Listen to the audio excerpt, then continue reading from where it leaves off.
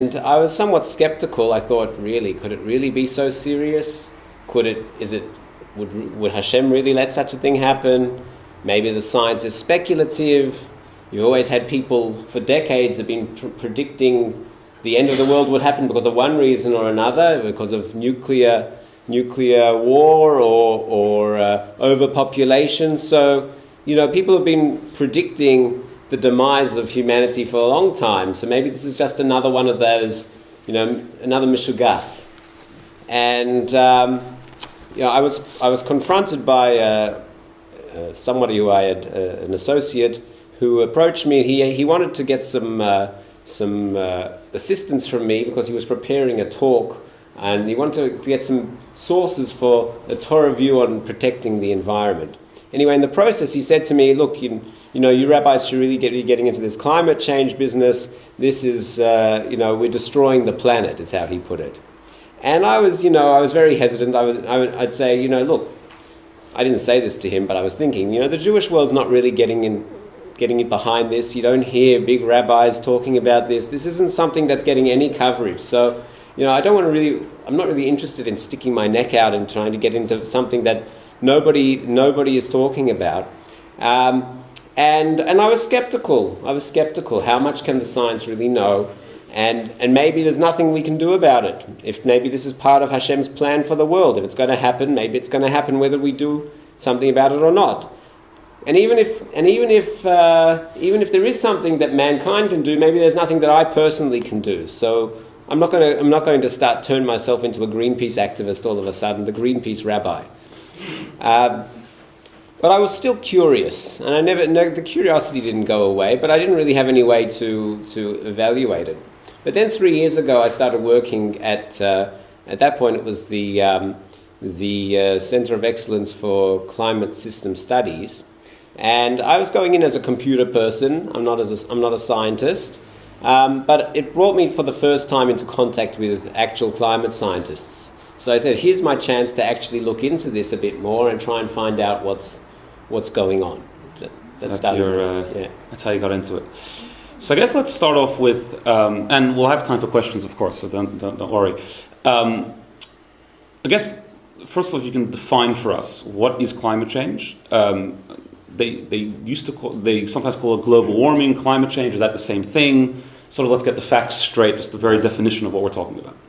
Okay, so global warming means, and it's important to get the definition right, global warming means that the global mean temperature, the average temperature worldwide is going up.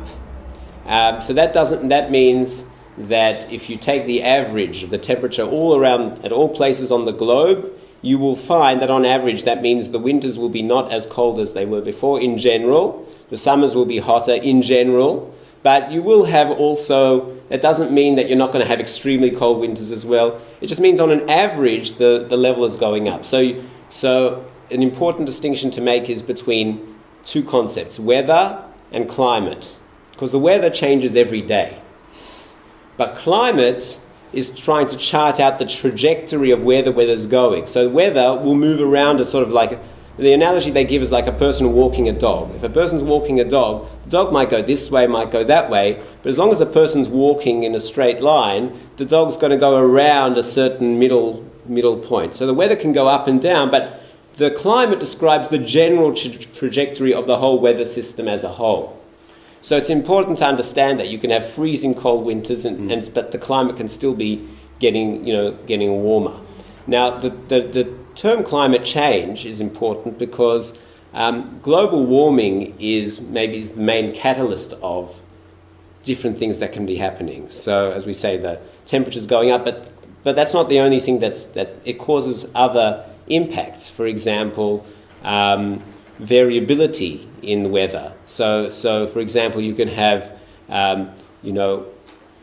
unusually cold winters can happen. Variability can happen as a result of this. It's not just that it's all about warmth. There are other things. Sea level rise is another example. Storms. There's a lot of discussion about how much we know about hurricanes and how much they might be affected. It's not so clear cut. But these kinds of extreme weather events. So that's part of the title of climate change. Okay. Do we know? Maybe you can explain. How do we know that the planet is warming? Is that a fact? Is that an assumption? Is there a way to measure that? Is there? Yeah. So speaking as a non-scientist, I'll tell you part of what I know, but I'll also tell you who you should listen to rather than me. So essentially, there are multiple lines of evidence that measure the temperature, for example. There are really three questions you have to take into account. First of all, is the temperature rising? Is the global mean temperature rising? That's one question. Second question is it human activity that's the cause and not some other cause? Because if it's something else, then maybe there's nothing we can do about it. And then the third question is it really, is it a bad thing? Maybe there are some good things that come out of that. Is the bad worse than the good? Those are three questions. Did you hear that?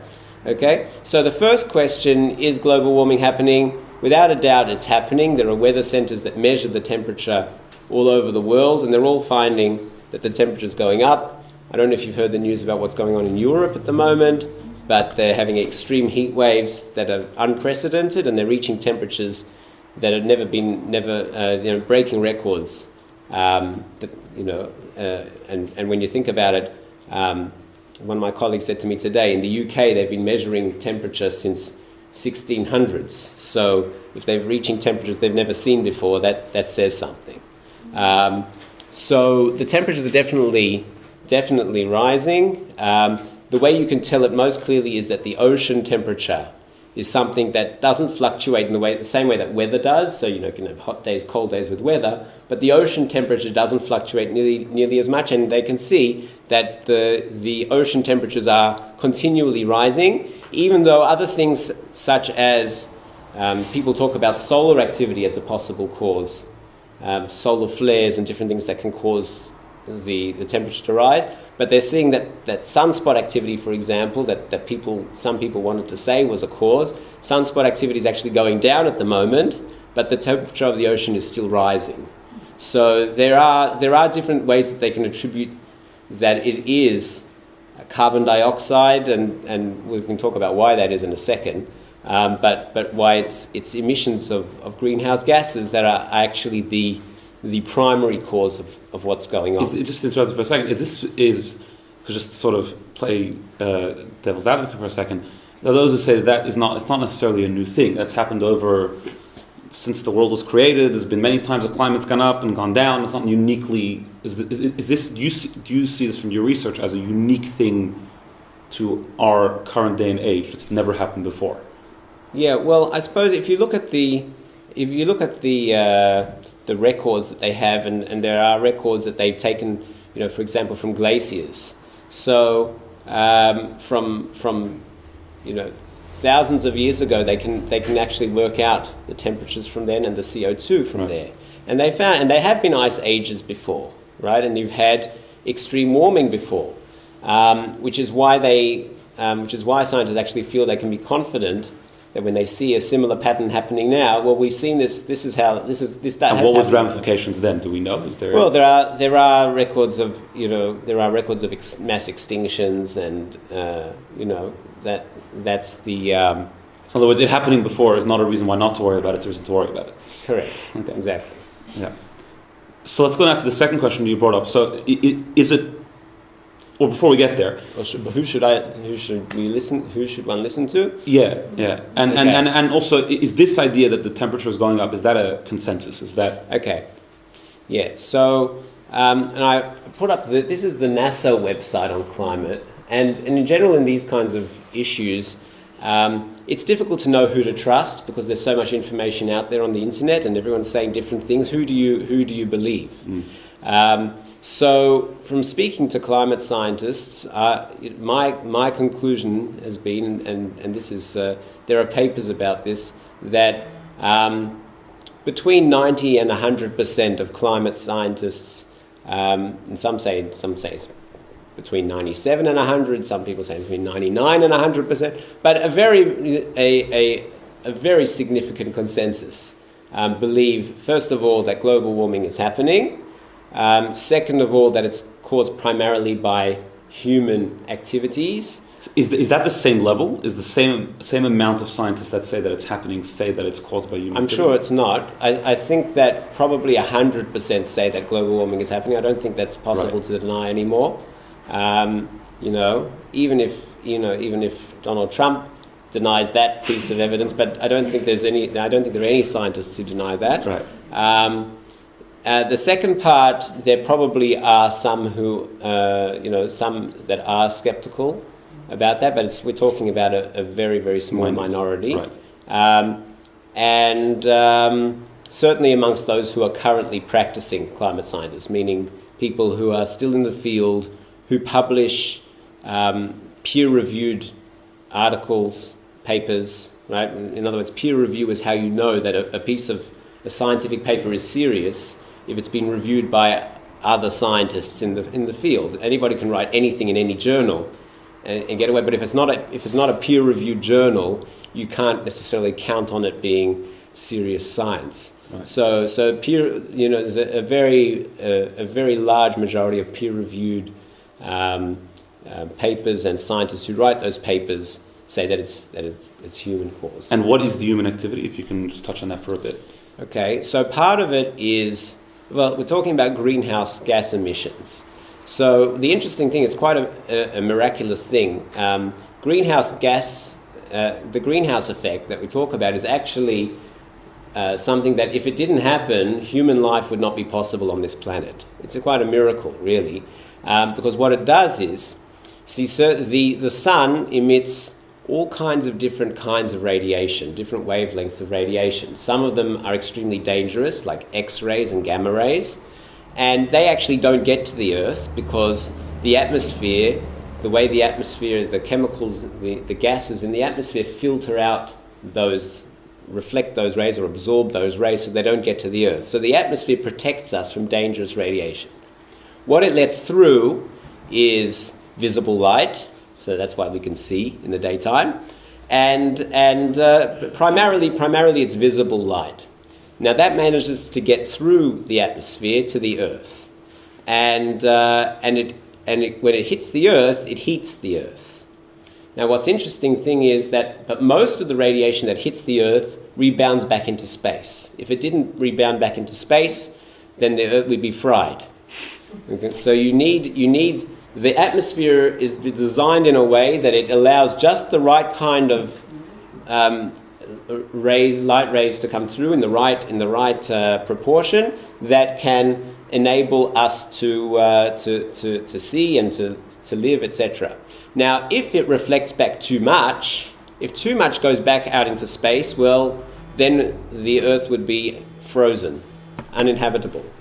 Everything would be ice, and life would not be able to survive on the planet. Now, what the greenhouse effect is that certain gases, such as carbon dioxide and water vapor, when the beams that hit the Earth, they get converted into a different kind of radiation, mostly infrared radiation, which goes back into the atmosphere, but it gets trapped because it's not the same light that came through the first time. The visible light got through, but when it's converted into infrared, it can't get through the greenhouse gases as much, and as a result, it warms the atmosphere, and as a result of that, the Earth is inhabitable. So you have this amazing system where the atmosphere lets in certain radiation that gets converted into a form that it gets trapped, that enables the Earth to warm up and not be frozen. Right. So now that greenhouse effect, it enables life to exist. But if you have too much of a good thing, so then too much heat is trapped, and then it throws out the balance. So that's essentially where the greenhouse effect becomes problematic.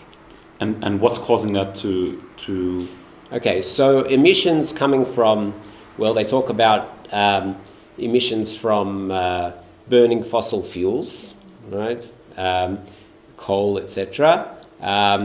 If you're talking about from animals that are firstly with the animals, they chop down the trees, which would act as carbon dioxide sinks, right? That absorb the carbon dioxide. So they cut down the trees and they make grazing land for the cows, and the cows emit gases which also account for a significant amount of carbon dioxide in the atmosphere. I think between those two, that's about 50%. And then I think I'm not fully sure about the other percentage, but you've got things like volcanic eruptions, and you've got different things that can cause and natural decay of wood and etc. So, right. So, I guess now the question is, how bad is it going to get? And I just saw an article today about, and I think this is ridiculous. And the reason why I think it's ridiculous is because as we're going to move on after this to the Torah review. This is definitely not the Torah review, but I saw an article about Prince Harry, who he just announced that they're only going to have 2 children because environmental concerns. You have some people who are not having any children today because of the world's ending in 10 years, and therefore why bring children into such a world? Is that, obviously that's wrong, because as we'll see, Torah says that wrong. But even in a scientific view, is there any mainstream sort of scientific view that the world ending in 10 years and therefore no one should have children? Yeah, so I've spoken to many of my colleagues about that, and in general what I find is you have, on the spectrum, you have people who are denialists, the far extreme, they just don't buy it at all. You've got people who are alarmists, so they think that the world is going to end. And then the scientists are in between. I'd say they're closer to the alarmists because they think we definitely have to be doing something about it. But I'd say generally what my colleagues have said is that we don't really know how bad it's going to be, meaning it depends on a lot of factors. We're talking about extremely complex physical systems, and we're talking about the atmosphere, we're talking about the land surface, the oceans, that all interact, very complex physics, and I can vouch for it. I see the physics, I don't understand it, but I see, I work with climate models that use this complex physics, and there are a lot of variables that could determine how things play out. For example, there are things called feedbacks in the system. So let's say ice in the North Pole. Ice at the North Pole reflects back, is a very strong reflector of radiation. So that's helpful, right? But what happens when the ice starts to melt? So when it starts getting warmer, the ice melts.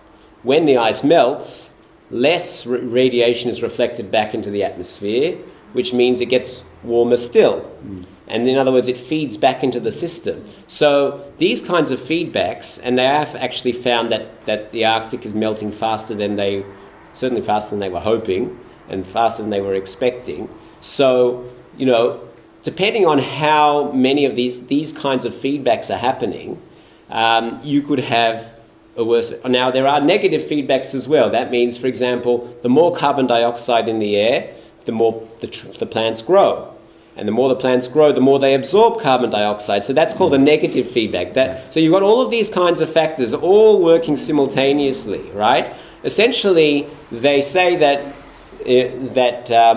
the expectation is that it seems that the negatives outweigh the positives, right? Meaning negatives as in the problem, it's going to become more problematic. How bad is it going to be? It depends on what issue we talk about. For example, sea level rise. So they made a prediction say that it's going to be 1 meter sea level rise by 2100 if we don't do anything. But some people say it's going to be worse than that, and that they don't want to make, people are nervous to make overly dire predictions, because if it doesn't happen, it could happen, but if it doesn't happen, people say, this is rubbish. So people make very conservative estimates. I have one colleague, he's an Israeli guy, a good friend, and he thinks we're talking about like 4 meters sea level rise by, so like goodbye Bondi Beach, goodbye, lots of places. He's got the most, as a scientist, he's given me the most alarmist perspective amongst the scientists that I've spoken to. But they talk about risks of different things. You can have, there are risks that I asked one of my colleagues, what's the possibility of humanity being extinct? So he says, it's one of the, if you draw a probability distribution diagram about all of the possibilities, it's there right at the end there. No one's really talking about it. Well, my colleague, I guess one of my colleagues is talking about it, but very few people are really talking seriously about that. No one really knows how bad it's going to be, but they say what we're doing is extremely risky. That's what they say. And just one more point on the scientific aspect of this. I mean, there are people who say have been people in the past who have made predictions. Most notably Al Gore, for example, said by year 2000, all these terrible things are going to happen, and they didn't happen. So how do you have scientists made predictions and been wrong? Are these or activists that have made predictions and been wrong? How would you define that? I think that in general people are making a lot of predictions, and out of those predictions, some of them will be wrong, and maybe many of them will be right. Meaning, and I think Al Gore was criticized because he sort of used a little bit of creative license with some of the things that he said. He's not a scientist, but sometimes even scientists do that sometimes. If you're going to just cherry pick individual things that they said that didn't come true, and therefore say the whole thing is rubbish, that's probably not a fair thing to do. Right. But just because some of the predictions are not. Generally speaking, from what I've read, the people who have made the most bogus predictions are not climate scientists themselves. They're people who they might work with climate scientists. They might have become interested in climate science, but they're not actually. They don't originate from climate science. But that's the nature of scientific inquiry. At the end of the day, it's assumptions. Scientific inquiry is like that. Sometimes, they used to think, for example, that cholesterol, was the major issue in heart disease, or I'm not a doctor, but they used to say all kinds of things about there's cholesterol. Then they say, oh no, there's good cholesterol, there's bad cholesterol. And today they talk about carbs, So science does go through changes, and theoretically it is possible that as we come to understand more, they will revise some of our understandings. But essentially, I'd say that based on what we know now, or what the scientists know now, there's good reason to be concerned. Right. Okay, so let's move on to the Torah view on all of this. So I guess let's just backtrack for a second. Assuming that everything you said now is true, and then you have to be worried, is there a mitzvah in the Torah to take care of the environment? Is it one of the 613, like there's a commandment to keep Shabbos, there's a commandment to love your fellow as yourself. Is there a commandment in the Torah to take care of the world? Is that our responsibility? Okay, so I'd say in the context of climate change, there are a bunch of different separate issues. For example, if we're talking about danger to human life, so protecting ourselves from danger, mankind from danger, there's definitely issues with that, right? There's al tamod adam re'echa, don't stand by your brother's blood.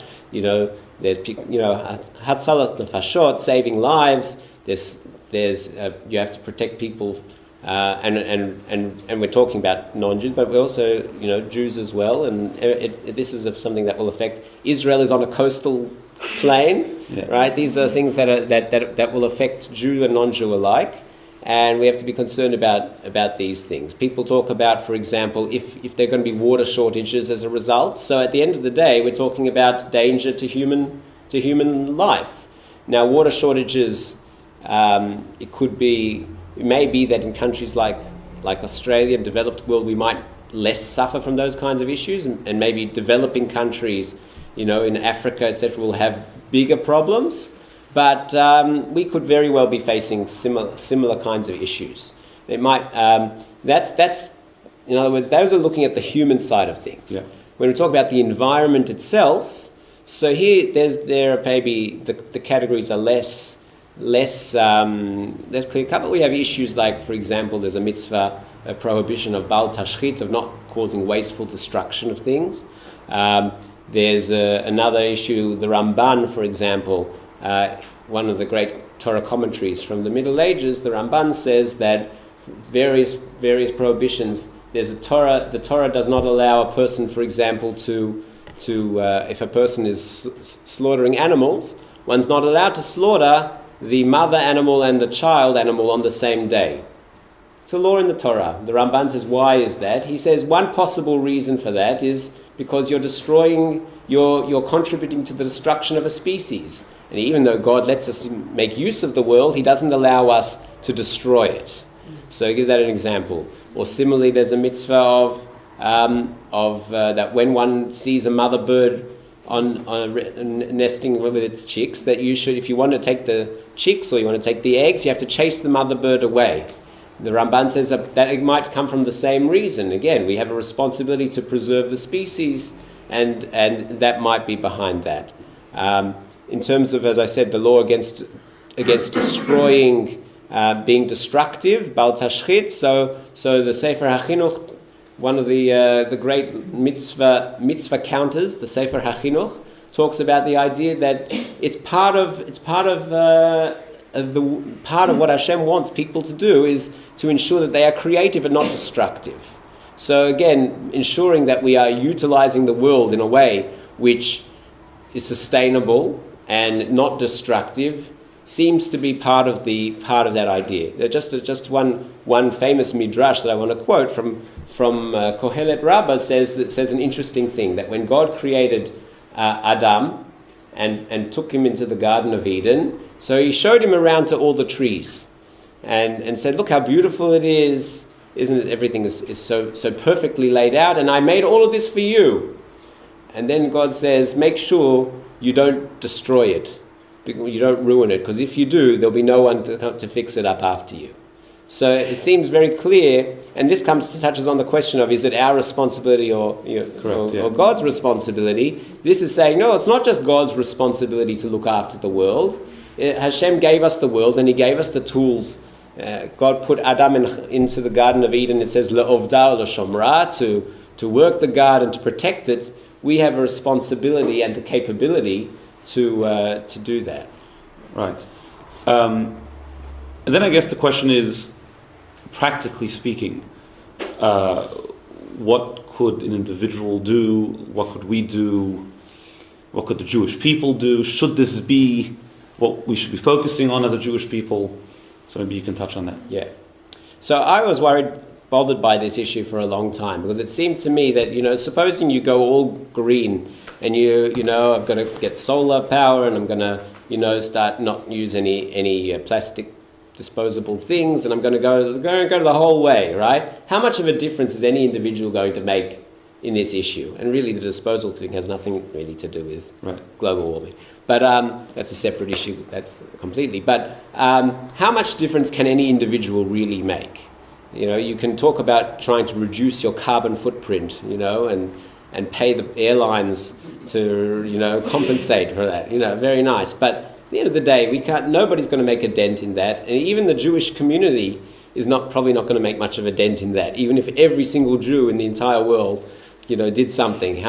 But at the end of the day, the way I see it is that the major change has to come from governments, meaning government policies. So governments have the power, whether you talk about carbon tax or various other means, government policies have the capacity to get companies and indirectly individuals to reduce the amount of carbon emissions that we're doing. Now, what do Jews have to do with that? So it's an interesting question. Jews carry a lot of influence in the world, political influence, financial influence, and essentially the way I see it is, as time goes on, and as we have more record-breaking heat waves, it's not going to be possible for people to deny anymore. At the moment, the problem that we have is that we have a political wrangling match between, right-wing denialists and left-wing alarmists. And therefore, people pick sides. And as long as you're picking sides, you're not actually able to do anything because it's just everyone's fighting each other. How do you change this? The way you change it is by stopping this issue being political, because it shouldn't be a political issue. In other words, whether the science is right or not should not be political. What you do about it, maybe there's politics in that, but whether you accept science or not shouldn't matter whether you're right-wing or whether you're left-wing. You should be listening to what scientists say. And therefore, if the scientists are somewhere, and we should be focusing on if people view this as this is not a left-wing issue, this is not a greenie issue, a hippie issue, this is a safety issue. If you view things as a safety issue, and it's just like having clean water is a safety issue, we should all be concerned about that we have clean water. We should all be concerned that we have public health. Right? Where would we be as a society without hospitals? So that's not it's not right wing or against hospitals, left wing or into hospitals. Everyone believes in hospitals because it's a fundamental safety issue of society.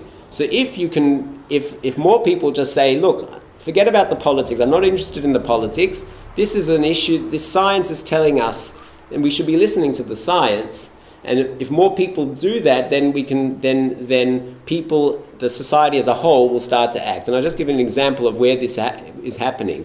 In the UK, they recently passed legislation, and this is the Conservatives, right? Theresa May is just left as the Conservative PM. One of her last things to do was to pass legislation that will commit the UK to zero carbon emissions by 2050.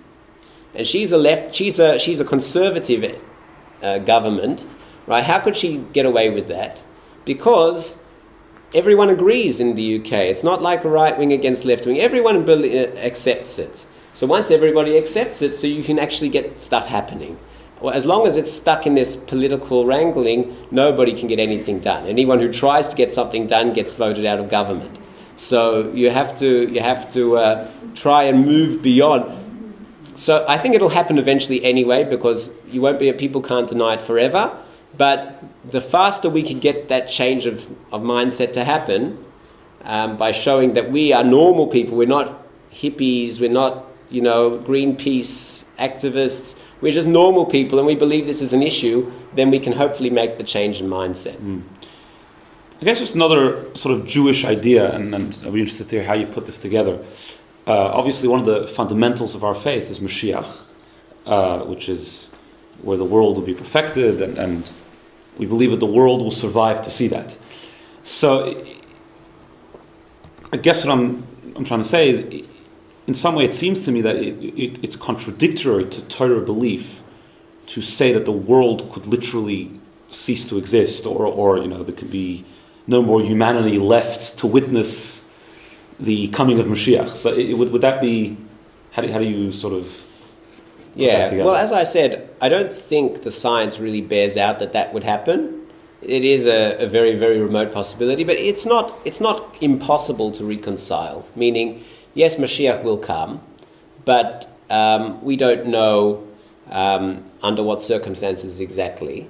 So, for example, there are sources in the Gemara that talk about the idea that our world might have in Hashem's plan, has a use-by date, and that Hashem will cause the world as we know it to cease to operate, and then Hashem, after a certain point in time, will recreate the world. So how it all fits together, would Mashiach be before that, after that? You can make it work if you have to. I don't think there's no reason to do that at the moment, because I don't think the scientists are saying that. So, but yeah, correct. It would have to, however it happens, however things pan out, it would have to be consistent with the Nevuahs and the Torah. I guess we can hand it over to you. Anyone have any questions or comments or arguments? Yes, sorry, yeah. Yes, so you say that governments need to do things, and that in England they're just committed to zero emissions by 2050. So to me, there is a political issue, because do you get to that? So the thing is that, to me, the problem with people like Al Gore, Prince Harry, and all these people running around preaching is they're emitting colossal carbon emissions compared to myself. And it's almost like they're saying the rest of the people, you can just be cold, you shouldn't turn your heater on, you shouldn't turn your air conditioning on, we're all going to have to suffer, you don't need cars, but it's all right for the elite to gallivant around the world. So that's kind of one aspect that really troubles me. The second thing is to get to zero carbon emissions. I mean, at the moment, even if you are committed to seeing that, we need baseload power. We don't have, to get to, they say solar energy is not reliable. We've got a situation where Bob Brown doesn't want the wind farms in Tasmania because when they build them, they're going to use up a lot of carbon emissions and destroy a lot of wildlife. So if you're really serious and you don't want people to suffer too much, I mean, people's got a right to have their lights on. We're living in high-rise environments where you depend on electricity. To me, the question is, nuclear seems to be the way you get that. And yet here, they're not even having the debate. So to me, it is a political issue, because if you believe it's really that serious, the next question is, what are the governments going to do about it? Yeah. I agree with you that I think there are political aspects in terms of how you deal with it.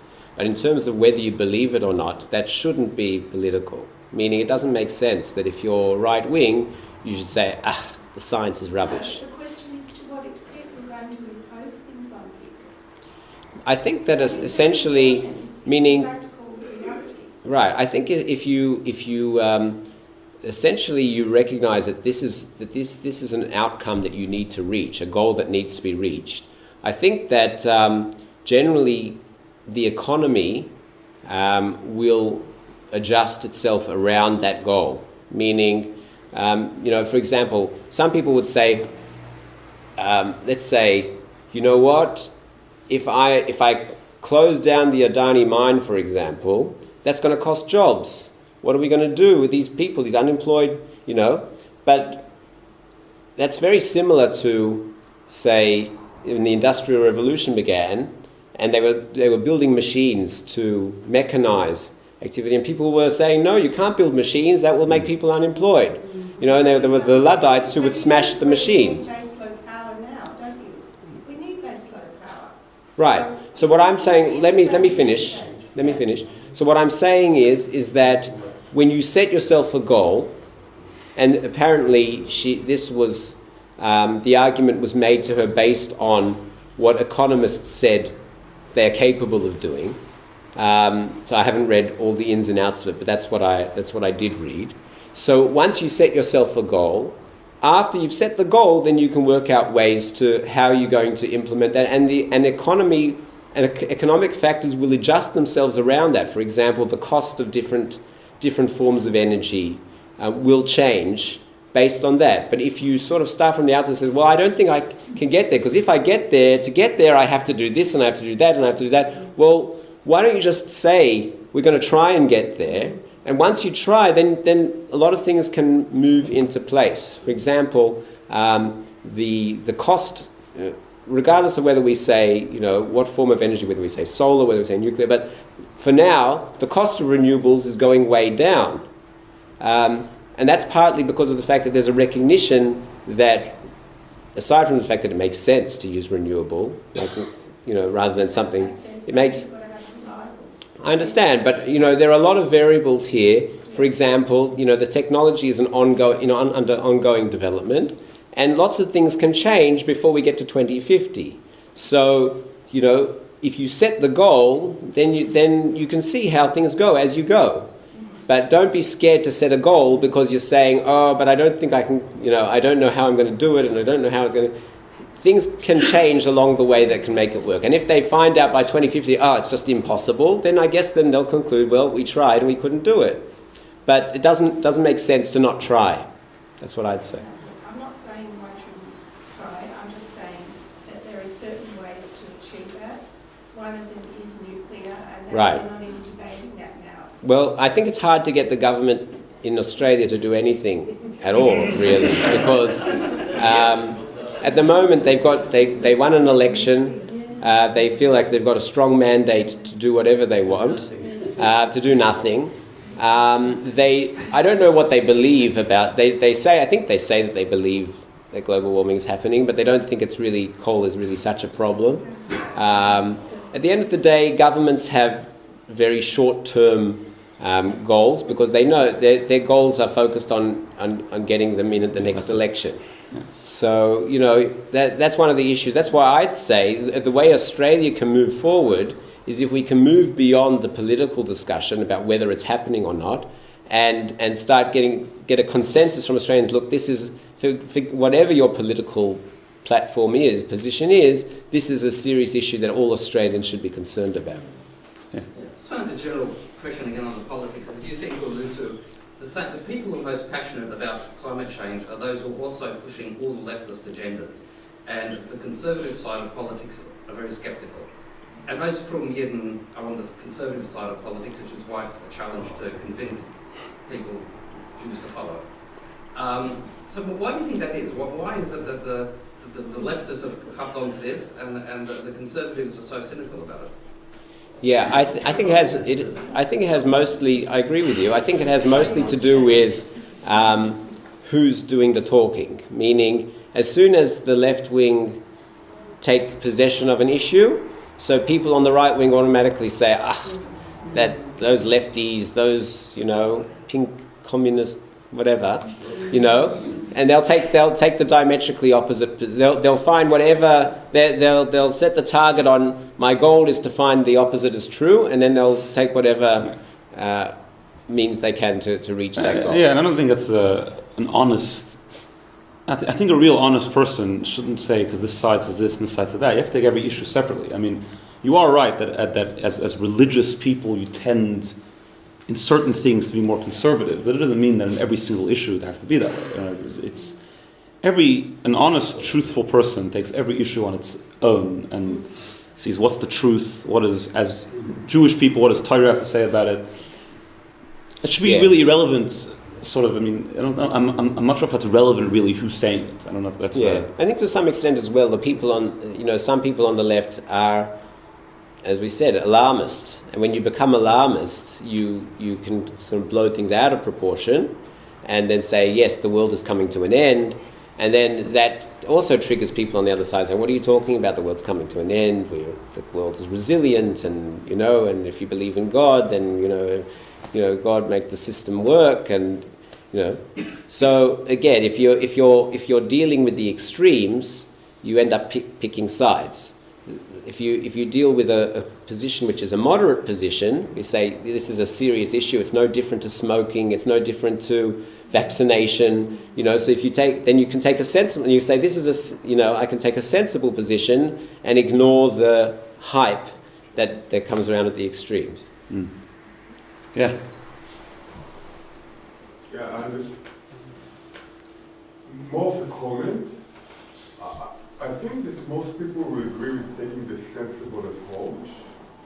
I think it's not a question of conservative or not conservative, but it's a question of priorities maybe.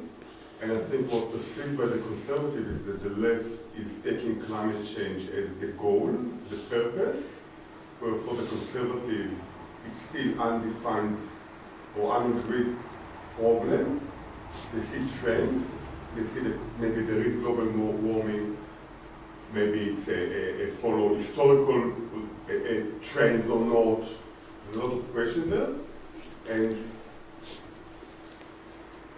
I guess coming back to Jewish leadership in that area, if you are bringing it back to the Jewish element, maybe part of the lack of Jewish leadership in that area is that it's maybe undefined problem yet, for which, yes, there are some science elements or strong science evidence even that there is a problem, there may be a problem. But if the solution is in the political domain, it's not in the not-for-profit, not in the community domain, but really on the state level, maybe there shouldn't be then a Jewish leadership there. Yeah, I just trying to connect with the Judaism, and then how would the rabbis giving a Dvar Torah on Saturday, just before the Kiddush, how that will affect climate change, actually will that affect, and whether it needs to be involved in that level. Yeah. I think that's an interesting point. I'd love to hear your thoughts on this. I myself am struggling with that. I think that's probably the most point which I'm struggling with is how much of a priority as Jewish leaders and as Jewish people in general should we be putting on this. I mean, there are many issues in the Jewish community, many issues. I mean, there's a lack of Shabbos observance, there's a lack of kosher observance, there's a lack of Jewish unity, there's many issues, education. And then the question is, every person has a mission and every person has a job. And the question is this is an interesting question to talk about, is it a rabbi's job or Jewish community leader's job to bring awareness to this issue or to prioritize this issue? I mean, interesting to hear your thoughts on that. Yeah, I think that given that this is an issue that many young people today are very concerned about, and if you take from the various polls are taken that young people are much more concerned. I think it's if for rabbis, I think it's a lost opportunity if we don't say what the Torah has to say about this. Meaning, this is a great opportunity for us to make an impact and make people see that what we have to say something that's relevant to the entire Jewish world. So, for example, if you look at which religious groups are within the Jewish people are involved in this, you'll see conservative in America, Reform, right? You don't see Orthodox. Now, if the Orthodox came along and said, no, this is an important issue, right? That would have, I think, an amazing, incredible effect. Certainly everybody who is to the left, religiously speaking, like more, on the more liberal side, would all feel, well, if they're saying it, we definitely should be. And then we have an opportunity to I think, to expand our influence and in other areas, and that would spill over into other areas as well. I think sometimes I hear this idea that young people saying, well, Judaism doesn't talk about things that are relevant to me. Now, I'm not saying that we should suddenly go up and like every cause that's popular now, we should jump up and down and say, yeah, we're into that, but that would be a little bit, cheap and cynical. But here's an issue where the Torah does have a position, and the Torah position should be in sync with what a lot of young people think. So we should be taking advantage of that, I think.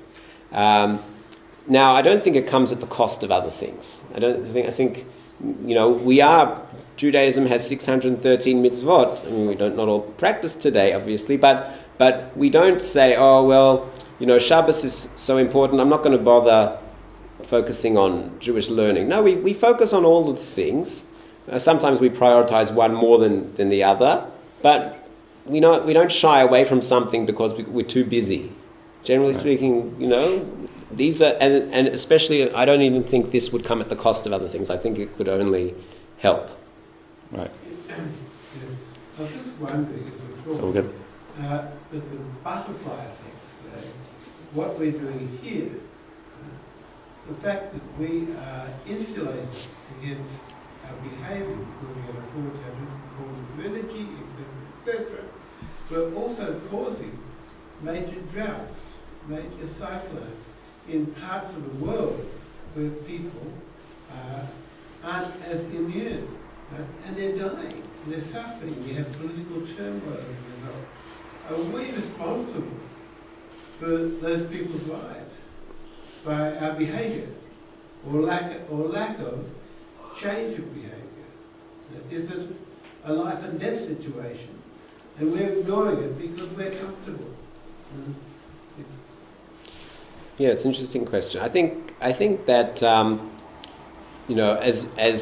as a society, we do have. There's a statement in the Gemara that says that the rabbis made a ruling that they should, when it came to the three Shalosh Regalim, the 3 festivals where Jews came up to Yerushalayim 3 times a year. It was the responsibility to go out and make sure that all the roads that led to Yerushalayim were properly maintained and upkept, because if people get injured, and on the way, so the Gemara says as follows, that if people, whatever blood is spilt as a result of not properly maintained roads or facilities, so it's the leader's, it goes on the leader's head. That blood is on the leader's head. Essentially what the Torah is saying is that we have a responsibility, and our leadership particularly has a responsibility to create a safe society. And if we don't do so, and people get injured, we can't just say, well, it was just bad luck. It was not our problem. It is our problem. Our problem is, certainly within the Jewish world, it is our responsibility to ensure that safety is proved. Now, how far does that go? Well, out there in the whole world out there, you can only be responsible to the extent that you can actually make a difference. If you can't make a significant difference, then you can't be held completely responsible. But it's an interesting thing. How do you assess that? But what's an interesting thing is that when Jews were trying to get out of the Soviet Union, right, the refuseniks, and the entire Jewish world united behind that cause, not from everyone across the spectrum, Reform, Orthodox, Conservative, everyone got involved, and it made a change. And when it made a change, it didn't just affect the Jews who wanted to get out.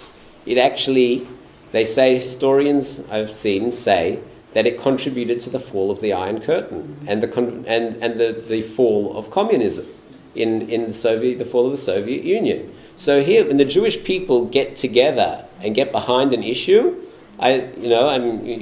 whether you explain it on rational grounds or you say Hashem is with Am Yisrael, so we have a tremendous impact that goes far beyond our numbers. There's no question about that. Whether you talk about Nobel Prizes, whether you talk about the richest 200 or whatever list, by whatever measures, we have impact far beyond our numbers, and therefore we should give it. I believe it's important that we put in our what we call a hishtadlut. We put in a proper serious effort. If we just say this is what the Torah says, which is what we were meant to be saying, not just make up stuff, but actually quoting what our sources say about something, about the issues, then I think we have a tremendous capacity to make a difference in the world and bring a Kiddush Hashem and make people appreciate the greatness of what Torah is. All right, we're going to have to end it here. Thank you all very much for coming. Thank you, Rabbi Eisenberg, for your very insightful words. And everyone should have a great night. Thank you.